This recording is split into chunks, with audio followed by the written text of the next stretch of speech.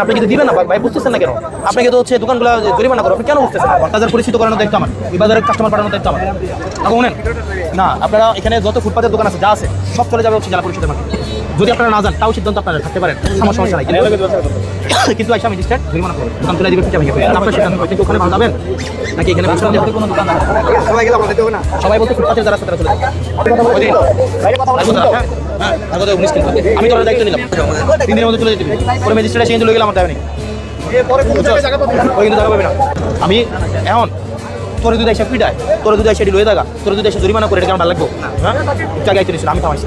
এখন এটা ভালো না, কিন্তু সুন্দর করে ওখানে যাবো, তারপরে 3 দিনের মধ্যে আমি সম্মানিত ব্যবসায়ী ভাইরা যারা ফুটপাতে আছেন, আপনারা যারা ফুটপাতে আছেন, সম্মানিত ব্যবসায়ী ভাইরা, আমি এখানে ফুটপাতে আপনারা যারা আছেন, আপনারা যে জায়গাটা আছেন এখানেই আপনারা জীবিকার তাগিদে আপনারা এখানে আসছেন, এখানে ব্যবসাপাতি করে আপনারা আপনাদের সংসার চালান, এটা আমরা বুঝি।